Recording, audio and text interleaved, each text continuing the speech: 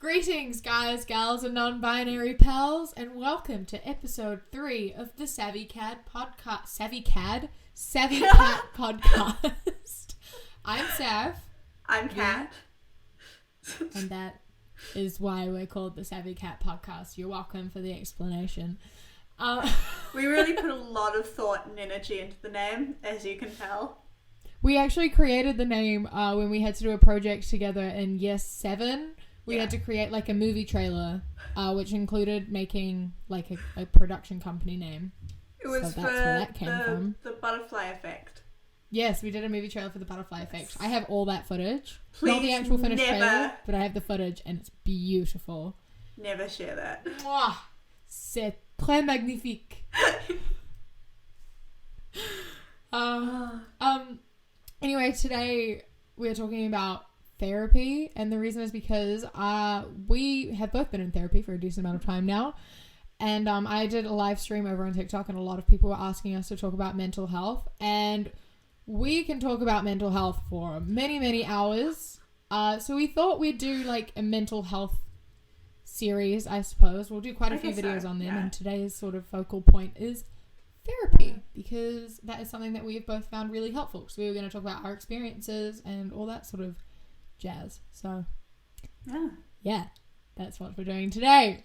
Yeah, just a quick disclaimer, neither of us, I've studied psychology a little bit, but neither of us are like medical professionals. No, so yeah, when we talk about things that we find helpful and stuff, it's just based on experience that we've personal experiences. You can agree or disagree and take what you need, and yes, that's just, we are not licensed professionals. Yes. Yeah. But feel free to, like, I don't know. Our point of our podcast is more like as a comfort or just sharing our experiences. So, yeah. Just a quick disclaimer on that one. Yes. Yeah. So, yeah. I started therapy personally when I was 14. I actually started when I just moved overseas, and I started like online therapy, like through Skype. Did you not do therapy in Wellington before you left? My family didn't think it was that serious. That's right. Which is why I left. That's very fair. Yeah. So yeah, I started therapy when I moved away, and it's extremely helpful. I don't think that I could have gotten where I was anywhere close without therapy. I've done several different types of therapy over the years. The same type of therapy, but for like different reasons, if that makes sense. But they've all been very helpful. What about you? I've done it a few times. So I first did like therapy when I was 10. I went into therapy and I did it for about 10 months, and I found it quite helpful, but then I just stopped and I don't remember why. I took a couple years break, and then I went back when I was 12, but I hated my therapist, so I stopped going. And then I got forced back into it when I was 14 and found it really helpful, and have been doing it ever since, until the government stopped my funding, and now I don't know what to do.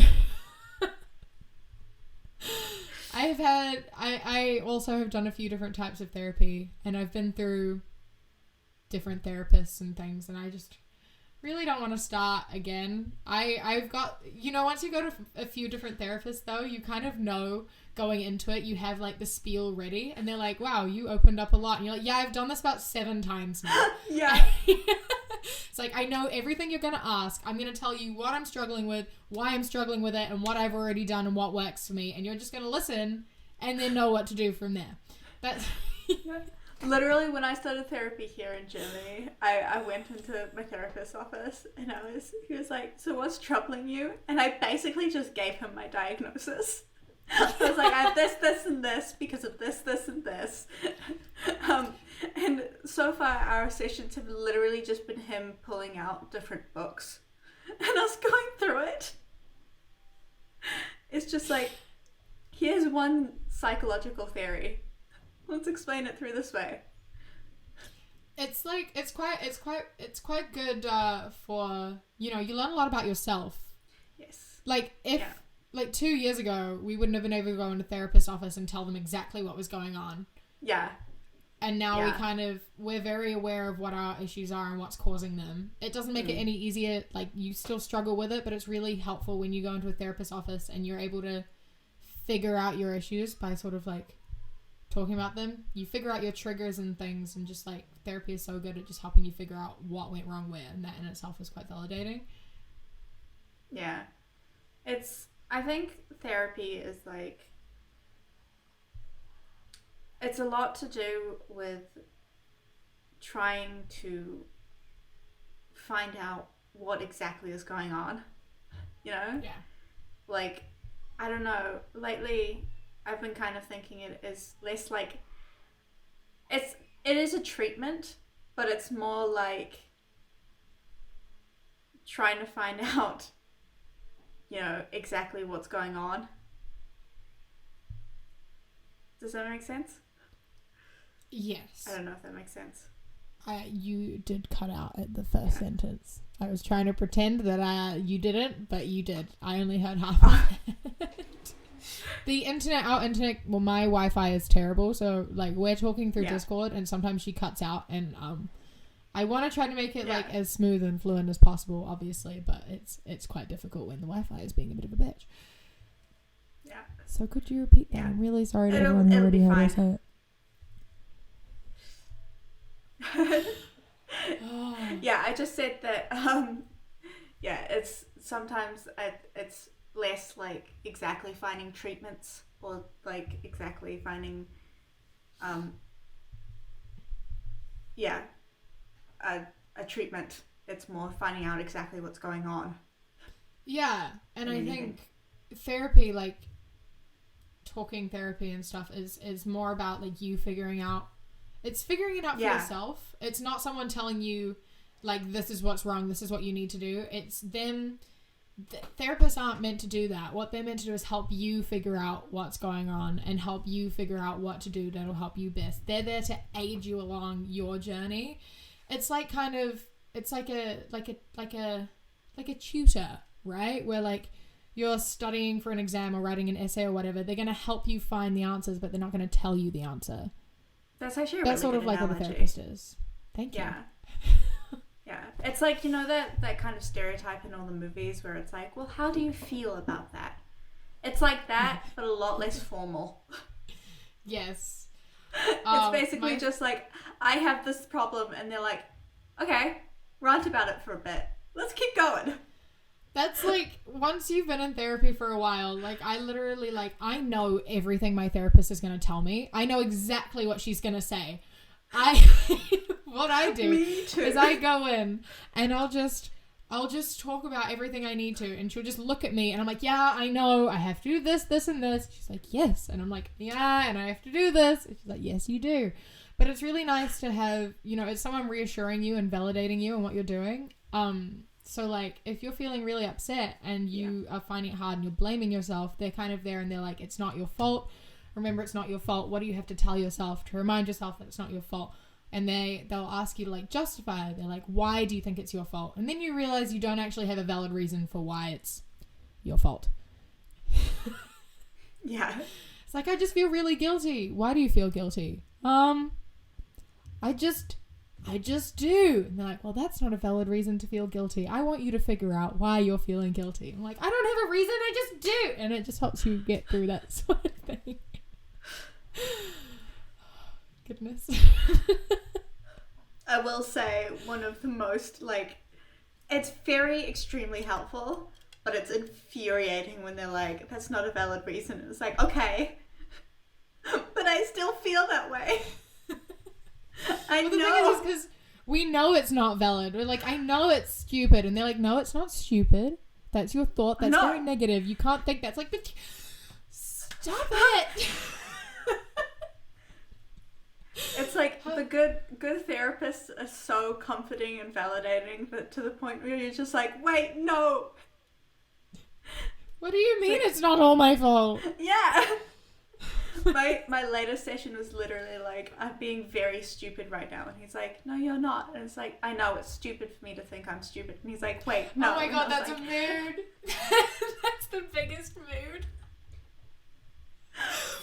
Oh my God. The worst, the both the worst and the best is like the times when you make your therapists cry. That's both extremely validating and also very upsetting. Yes.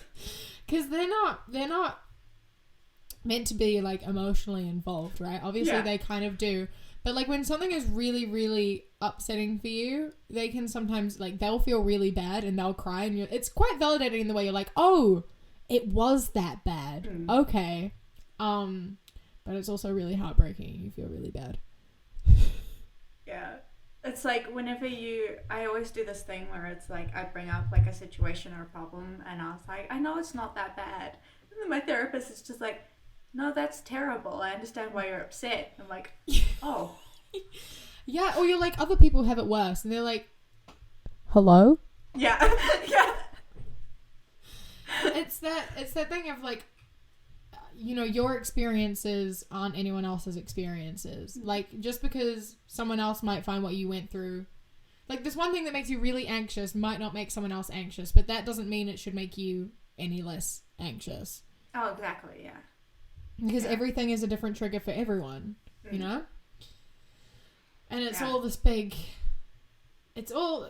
Therapy and just psychology is all just this one big, messy pile of... I don't know. But... Well, yeah. Well, the one thing you have to remember about psychology, especially, is like, you know, with every other medical practice, you know, they've been studying it for centuries, you know. But especially with psychology, like the psychology we use today is no more than 100, 150 years old. Which we means are still learning. Yeah. It's still very much just, you have to work through it together. Yeah, and I think it's why, like, you know, we're finding more and more, like, disorders and mood disorders and personality disorders and things. And, like, a lot of people feel very alone in things and what they're going through because there's been, you know, there's lack of research in a lot of areas because it hasn't really been talked about or a thing for very long. Yeah, I know that when my disorders changed like 5 times. It's like when I first found out that I have a disorder called trichotillomania, which is I pull out my hair. Don't ask me why I do it. I don't know. But I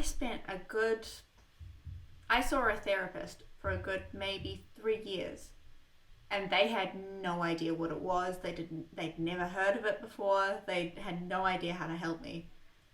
And then I went to see a new therapist, and she was like, yeah, they just released a paper about it like 2 months ago.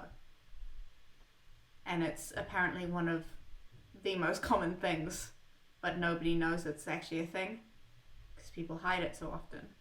And I think that's why it's really important to talk about these things with a therapist, or especially with a therapist, but like even just outwardly to your friends and stuff like that, is because the more we talk about it and the more people study it and become it, like, you know, when you catch a cold and you tell people that you have a cold, right?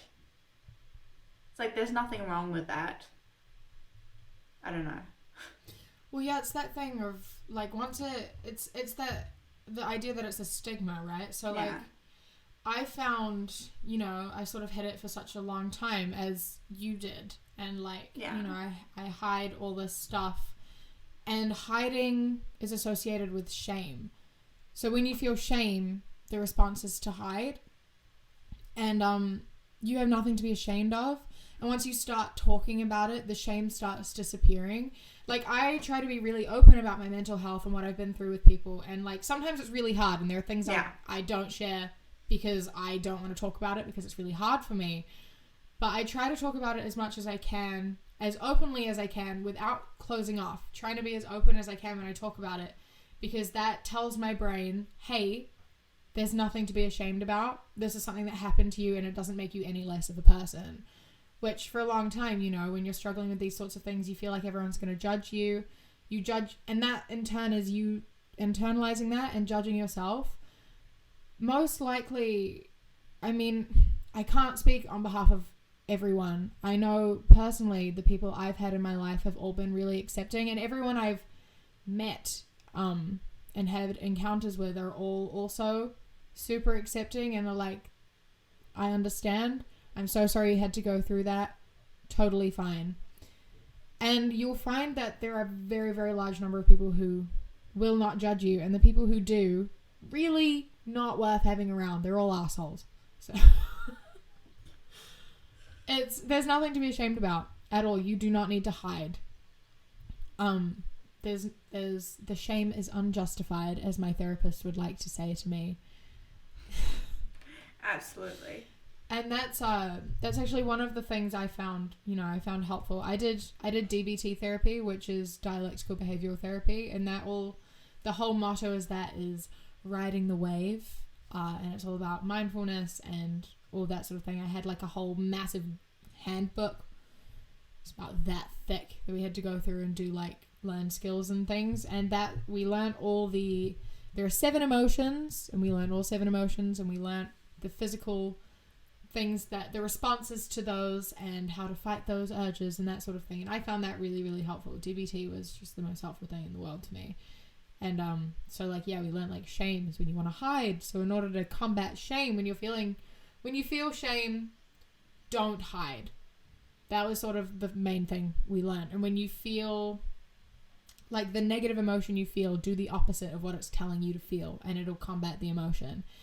Like half smiling, if you're feeling really sad, if you just like smile a little bit, it's like actually makes you feel less sad because you're like countering the sadness, which I think is really interesting. And I mean, definitely give it a try if you're feeling a bit sad. Just like smile a little bit to yourself, and it does trick your brain a little bit. Yeah, there is actual chemicals that release inside your brain when you do smile because you've been trained so much. So. Yeah. It's just super interesting. Science really is crazy. Absolutely, yeah. So cool. Yeah. I do CBT, which is cognitive behavioral therapy, which is very much thoughts, like thought patterns. And it's my one's more trained more towards, I won't say like normal situations, but it's the most common type of therapy that you can get. And mine was specifically catered towards like OCD and stuff. So mine was like specifically like, you have an urge to do something. What are the exact tiny little things that lead up to it? So say I had an urge to scratch my hand when I was anxious, right? Before I would just scratch my hand without even noticing it. But then it would like, now I know that I can feel like my hand getting itchy, so I know that I'm getting anxious about something. So I have to think about the process of, okay, I'm not going to scratch my hand, I just have to work out exactly what I'm anxious about, exactly the thing that's making me uncomfortable, and try and get out of that situation as quickly as possible. So that's really helpful for me. Did you have to do the like, did you ever do chain reactions? Because that's sort of how we learned to do that, was like we had like a little bubble diagram where you work backwards from like the urge, and you kind of go through your day and figure out what led to it. Yeah, it was very much like that, yeah. And I feel like, because, I mean, yeah, you get to that point where you're able to pinpoint it. Once you figure out a trigger, because sometimes you just feel like, you know, you get an urge and you're like, there was no trigger. Yeah. There is There's almost always a trigger, and I think it's important to figure out what the trigger is, which is what you were saying. Yeah, obviously. Yeah. You just have Like, to... Yeah. I'm not saying, like, it's the easiest thing in the world. You know, it's still going to be hard once you find out the strategies and exactly what's going on. But it's so much better to know that it's just a process in your brain. Yes. So much more comforting to realize, okay, this is what my brain does. And being able to label emotions as well is so helpful. Yes. Because I used to just go into therapy and they're like, but how did that make you feel? I'm just like, overwhelmed. They're like, overwhelmed is an emotion. Overwhelmed is a combination of emotions. So initially you have to understand that there are only 7 emotions and then everything else falls underneath them. There's happiness, sadness, fear, shame, guilt. Happy, sad, fear, shame, guilt, anger, and love. They count love as an emotion. It is an emotion. But and those are the 7 emotions. Everything else falls underneath that. So if you're able to pinpoint one of those for how you're feeling, or even multiple of those, it really helps you figure out why, and it stops you from feeling so overwhelmed if you're able to give it like 2 labels rather than just like a bunch of feelings. Yeah. It's really hard. I think it took me like months to be able to label my emotions. It sounds really easy, but it takes a lot of practice. All this therapy stuff sounds so easy when you talk about it. I know. I was not. going through that, and I was just like, you know, I was talking through that process right now, and I was just in my head. I was like, then why did it take me 3 years to work that shit out? It's not easy at all. It's when we not talk easy. about it, coming from like, you know, this is what helps us, but like it helps us now, but it took a really long time to get it to work. You just have to keep trying. And like you can't after like a couple months it might feel like nothing is changing. It is, just slowly. Sometimes things don't work completely, but you do unfortunately have to dedicate a lot of time to them and give them longer than a couple weeks to start working. Like it takes so long. I look at it sometimes and I get really confused. I'm like, yeah, how did I get through that? I genuinely like can't, like with my eating disorder stuff. I don't remember when I started eating and why. There's no pinpoint moment. It happens over time. Yeah. And in my head, I'm always like, oh, there was a pinpoint. There was never a moment where all of a sudden I'm like, I'm okay now. Yeah. It happens really, really gradually over time. It really does. Like, I remember it's 4 years ago, right? Which in my head is a lifetime ago, but it's really not that long ago. 4 years ago, I couldn't go into a dairy, a like corner store, without having a panic attack because I'd have to speak to someone. And like now I go to the supermarket by myself all the time. And I went to like an office to make an appointment today all by myself. It's terrifying. Like I was still anxious about it and terrified about it, but I did it, and I could not possibly do that physically before. And I'm very proud of you because Thank you. Remember when you were like that, and I'm very proud of you. But like as you said, there's no pinpoint moment where I was like, okay, I can do that. It's like very much like I was saying about working out your triggers. It's tiny, tiny steps before you can get to the moment. And it's so rewarding. Like now that I'm here, I'm very grateful that I can, kind of thing. Yeah, it's like it's like introducing things sort of slowly. It just gets it's so hard to explain. You just have to keep going, really. And like one of the ways the easiest one I could explain to noticing it slowly working would be like when I'd introduce like a new trigger food to my diet. Like the last food that I was terrified to eat. You know, it took me like someone would put it on my plate and I would cry. I went to a camp and it was dinner one night and I had to call my mom and say I can't eat it. And she had to call the camp I was at and tell them that they had to make me something else or I wouldn't eat for like the rest of the camp, which was kind of embarrassing, you know, having your mother call the camp and then having to pull you aside after you had a panic attack and cook you something different. But I think after that, you know, that's like the worst, when you kind of realize that it's really bad and then slowly you introduce it, and like it went from that to then having like a tiny piece, and then a week later like a tiny piece more, and then a week later a tiny piece, until like now it's one of my favorite foods and I eat it like I was gonna say 8 times a week, and you know, that's sort of the only physical one I can sort of point out as to being able to say it gets easier and piece by piece, because like, you know, the rest of it's all mental, whereas I mean that is a mental thing, but that one you can see physically. One of my, basically the whole thing we're trying to say is that, you know, things change. I have a hair in my eye. You try. And even if you don't try, things keep going.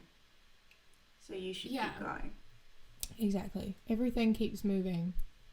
Everything goes. And you are today, you are still here and you are still thriving. And I know some days it's really, really hard. And you've gotten through every bad day. Just remember that. You have gotten through every bad day. Honestly, I don't think people give enough credit to being alive. Honestly, life is hard. It's hard. And the fact that people are alive right now is fucking tremendous. It's all this big, crazy thing. And I think you need to, that's another important thing, is that if you keep discrediting yourself and all the hard work you do, you're going to keep pulling yourself down. You have to stop and look how far you've come every now and then, because it's so invalidating not to do so. Sometimes, you know, you'll have a bad day and you'll think, wow, everything is still shit, nothing has changed. When you have those thoughts, look back and see where you were like a week ago, even a year ago, 6 years ago, wherever. I don't know how long you've been dealing with this for, and if you're right at the start of your recovery, set goals. Watch yourself like reach small goals, not massive goals. Yeah. Just tiny goals, and make sure you reward yourself at every single one of them. Yeah. 100%. I think personally, one of the bravest and strongest things that a person can do is admit they need help. Yes. Yeah. And if you're, whether, even just to yourself, if you're watching this right now and you go, okay, maybe I need to get a little bit better, that's fucking amazing. Also, I'm sure people have probably noticed I'm playing with a spring. I can't sit still. I've been playing with a piece of string as well this whole time. I keep bringing my hands up and I've got like this protein shaker spring in my hand. Like, yeah. I'm playing with it because I can't sit still. I struggle, so I have to do something with my hands. Speaking about these topics, as much as I love speaking about them and trying to build awareness, and this is genuinely a topic that I'm really passionate about, it makes me anxiety. Super anxious. And Same. The OCD really starts to kick in. It sometimes makes me dissociate a little bit. So if we're ever like a bit silent or kind of, if I ramble when I'm anxious. If I start talking about something, and I either will just talk for way too long or get distracted, that's what I do when I'm anxious. I just fill space with words constantly. Just fair warning, just so you guys know. Should have said that at the start, but we should have, but disclaimer, when we're anxious, we do this. Yes. But yeah. I'm noticing I'm just getting more and more violent with how I'm playing with this spring. Again, like, I don't notice that I'm anxious until I realize I'm doing, like, physical things. Yeah. I'm like, oh, I am feeling a bit anxious because I'm playing with this more than I normally would. Yeah. which is, and I mean, we're not saying like, it's not that thing of like, we're anxious so we should stop. It's anxious to the point where we're able to like deal with it, and it's not like overwhelming anxiety. It's just, we're just a bit anxious. Yeah. And that's what I think like, again, like we were talking about stigma and stuff like that, like there's nothing wrong with having a mental illness. Like, it's not a negative thing or a positive thing. It's a thing that you have. And it can get really overwhelming, and you could admit that, okay, this isn't helping me at this very specific moment. But you're not, like, broken or, you know, I think that we're anxious right now and we're uncomfortable. And that's okay. Like, we know we're at the point now that we can just go, okay, we recognize that, we can admit that, and we can keep going. And that's fine. You know?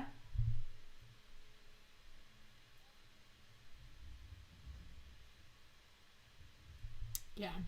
I think it's okay to not be okay. Yeah. And anxiety, being anxious isn't necessarily, like, I mean, we have anxiety for a reason. Like, it is an evolutionary trait. Like, it exists to get you out of danger. We just have too much of it in our systems. Yes. Yeah. So, it's like, not necessarily if a lion was here right now, we'd be fucking experts. Oh, yeah. Oh, no. Yeah. I got my spring. I did something to my spring. Oh, no.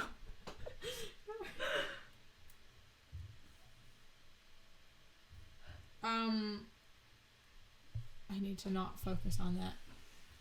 Yes, I was just untying my bow. It's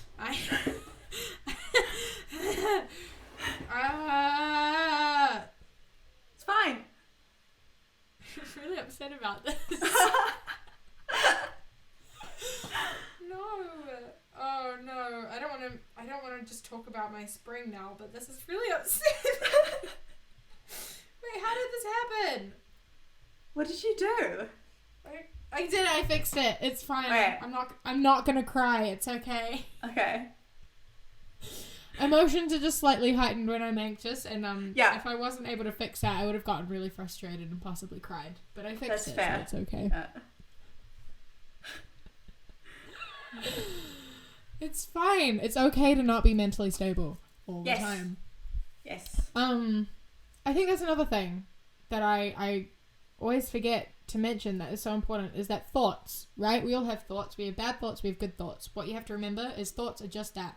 They are thoughts. Yeah. They have as much control over you as you allow them to have, which, you know, is not it's I've been in therapy for 6 years, and this is still something I struggle with immensely. It's probably one of the hardest things to learn, is that you don't have to let a thought be real, if you know what I mean. It's quite hard to explain, but like, sort of like, if you have the thought, like a common thought you may have is like, I am useless, right? You are saying that directly to yourself. You're saying, I am useless, which makes it true. The way you're saying it as though it is a fact.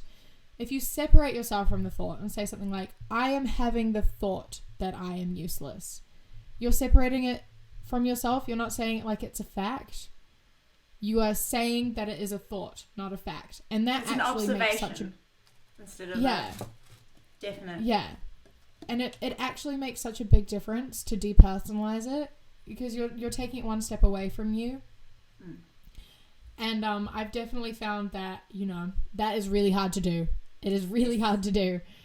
And it doesn't work straight away. But if every time you have that negative thought, or those thoughts that like really get to you and really hurt you, if you separate yourself from it, it eventually does start actually making a difference, and you do start thinking that that thought is a load of baloney. And it's the same with positive thoughts. Even though you may feel that they're not true, even if you feel like you're weak and you're telling yourself like you're weak, if you say, no, I am strong, and you tell yourself every day, I am strong, eventually you'll start believing it. Because your brain is a powerful, powerful thing. You have control over it. You have to remember that you are in control of your thoughts. Mm-hmm. And sometimes you forget that, and sometimes it gets really, really overwhelming. And again, I'm not saying this is easy in the slightest. But fake it till you make it. I find that helped me. That helped me heaps, personally, honestly. Like, if you keep telling yourself something, you do start to believe it. Mm. And that has given me so much strength. And back when I first started doing that, I felt stupid. I felt like I was lying to myself, and it felt ridiculous. But it genuinely helped. Yeah. Like, I have a journal that I write in a lot. And I've started writing pages of just, I write down a compliment about myself every day. And they're really stupid. I mean, no. They're not stupid. Bad. Like yesterday's one was, you are still alive. Like, that's the level of my compliments. They're not the most, but if you keep saying them to yourself, then it gets easier, you know? And it makes you feel better. And remember to compliment, you know, like things like that, like small things that you've achieved and things like I'm alive is like actually so helpful. And it's such a good reminder, because sometimes, you know, I don't really know how to explain it, but I feel like it's like something that I find is really helpful to say to yourself. It's kind of like, for a while, you know, you weren't, you know, I wasn't sure I was going to be. And you're like, wow, but I am. Look at everything I overcame. That's crazy. Yeah. So it is quite a cute little helpful thing. And I mean, if you understand it, then you understand it. Yeah. And I think a lot of people, when you say compliment yourself, you automatically go to like physicalities. You are so much more than your external appearance. Like I just said, most of my compliments are, you know, I don't try and go, oh, you're pretty, you know, and things like that. Which you can. You certainly can compliment yourself, because that's 1,000%. Too. Yeah. But also don't forget things like you can hold a conversation with people, or you find the beauty in flowers, or, you know, you really like this thing. If, you know, that's a compliment. That is a compliment. Yeah, like your morals, you're like, I have strong morals. Yeah. I did this good thing. You're complimenting yourself because you did a good thing, and you're like, hey, I did that. That's good. That is those are all great compliments, and you deserve to acknowledge that and praise yourself for that. Absolutely. And when I said before it's important, when I was talking about physical beauty, I didn't mean that the way you look is important. I meant that it's important for you to be happy yourself with the way you look and to be yourself. Yeah. And I know a lot of people struggle with their outer appearance, and that can really affect mental health. And to you, I just want to say that, remember, you do not owe anyone any specific version of yourself. You are yourself, and you are amazing, and you are beautiful, and think of all the wonderful things your body can do. You can walk, you can run, you can eat your favorite food, you can do so much. You can breathe with your body. You can think. It's crazy. Bodies are crazy. Love. Yeah. You know? And people will love you.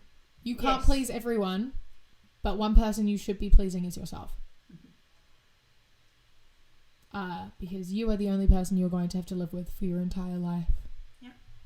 Also, you can't see yourself through anyone else's eyes. Exactly. So why not make your eyes see you in a good light? Yeah. Exactly. Right? Like, you're not hurting anyone by loving yourself. And I think that was my biggest breakthrough, and I messaged Kat about this recently, was like, I kind of heard someone say, what would you look like if as your ideal face and body, what would you look like? And I was kind of like, you know, sometimes I find myself being like, oh man, I wish I looked like that. But then I realized that wouldn't be me, you know, and I am the only me, and you are the only you, and that is magical. That is so cool. Just think about that. You are the only you. Why would you want to be someone else? Yeah. There's this song that I really like called Satin by Sleeping at Last. And it's something, I think the line's like, how beautiful the universe, it's basically the message is how beautiful the universe and how wonderful the universe is to have made you. You know? It's like everything in time and space and the universe collected itself together perfectly to create you at the time that you are right now. And that is fucking beautiful, you know? It really is. That you are a person existing on Earth. And again, that goes for everything about you. Everything. Every single Absolutely thing. Everything about you. You matter so much. Right? And like you have an impact on everyone around you. And not just the people around you now, but the people from your past and the people in your future too. Yes. Like, you're watching this, you're having a positive impact on us. Thank you for coming. We love you. Like, genuinely, we looked at a couple weeks ago, our episode has 77 views currently, and we have 40 subscribers, and we actually cried. So, yes, thank you for coming along. It genuinely means just the absolute world that people are watching us. Like, I don't think we could ever express it. So thank you for that. The fact people care enough to listen to anything we have to say is like all we've ever wanted. Read my book, and that every single time someone even mentions it, I cry. Yeah. When people say they like my music, I'm like, you listen to my music? It's just so cool that people like appreciate the work that we're doing, you know? Yeah. And so like we genuinely appreciate you so much. And like you're having a positive impact on our lives, and I'm sure you are having a positive impact on other people's lives, including people you haven't even met yet. Yes. Maybe not even people. Maybe you're having maybe as well as people, a positive impact on animals and like your pet. If you have like a dog, your dog loves you so much and you are having a huge positive impact on their life. Same with any other pet you might have. I have a plant. You could be talking and about it's my climate best justice. Friend. It's just like, and the things you stand for, your morals and things, like you're helping by existing. Yes. I promise you are important. Your thoughts are just thoughts, and you are just human. You can't please everyone. There's no just about that. You are human. Yeah, no, I mean human. Like you can't. You can't put like. Yeah. You can't put so much pressure on yourself all the time. Yes. Yeah. You can't make everyone in the world happy. Yeah. But you can make yourself happy, and that's not selfish. Because making yourself happy in turn makes people around you happy. People who aren't happy for your happiness are not people you want around. Exactly. And you will find people who love your happiness and love the things that make you happy. And they are the people that you want around. You will get there eventually. Yes. Yes. Again, see, I keep feeling like I keep just talking. No. Like I have anxiety. Yeah.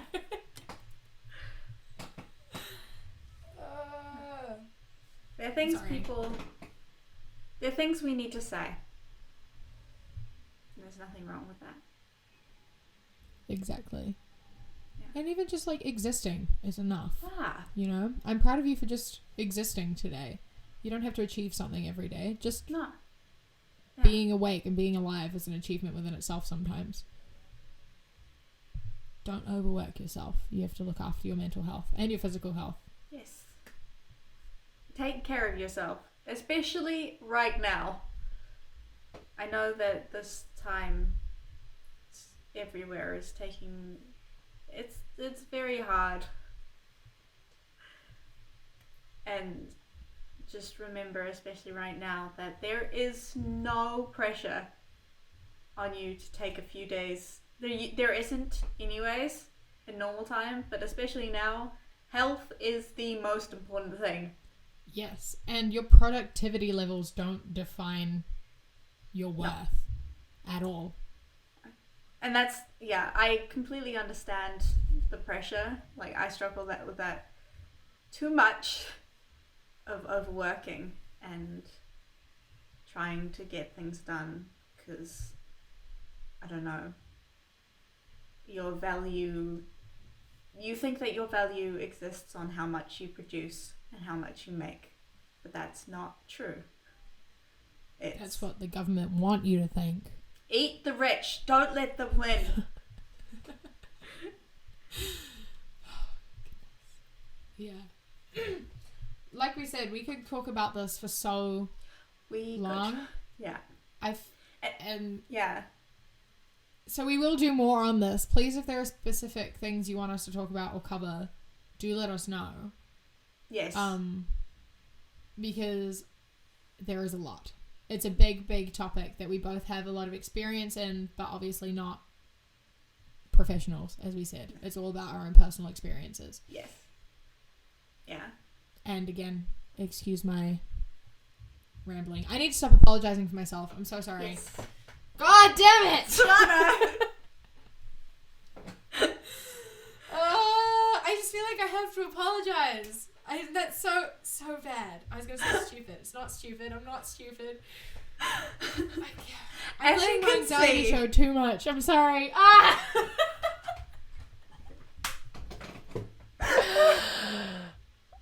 I'm just kind of...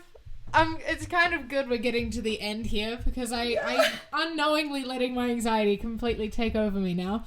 I'm like really, really having the urge to just apologize and end it. So literally, we both kind of want to apologize for the whole podcast when we shouldn't. Yeah, we're trying to help people. We aren't sorry because there is nothing to be sorry for. Anxiety is okay. Mental illness is okay. It's okay to not be okay. I said okay way too many times. Mentalhealth.org.uk. Yes, the charity we have selected for today is the Mental Health Foundation, where their main priority is the prevention of people struggling. So they focus a lot on research and helping people with mental health issues in the workplace. They share stories to raise awareness and end the stigma, and they just do a lot of really cool stuff. There's heaps of information over on their website, which will be linked in the description. In the description, we will also be putting like suicide hotlines and helplines for a few different countries in there in case you need urgent help. So that will be there too. There is no problem and there's nothing wrong with asking for help. It's incredibly brave and strong. So, yeah. It really is. And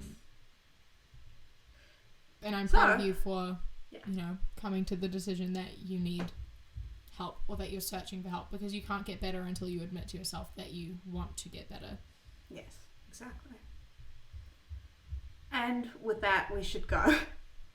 Yes. It is time for us to go do some self-care. Yes.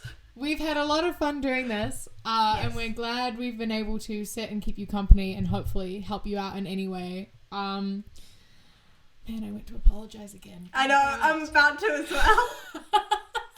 I keep thinking in my head, don't say sorry, don't say sorry, don't say sorry. We both obviously have unknowingly gotten progressively more and more anxious throughout talking about this. But it's good. It's important that we are. It's important that we're talking about it. And we acknowledge that we are currently anxious. Yes. And we aren't going to apologize, so we are going to leave. We hope you've enjoyed our podcast. We hope you feel a little bit less alone and you've enjoyed our company. Yes. You are our family and we love you. It's okay to not be okay. We love you. We care about you. Thank you for listening and coming along. Yeah. Bye.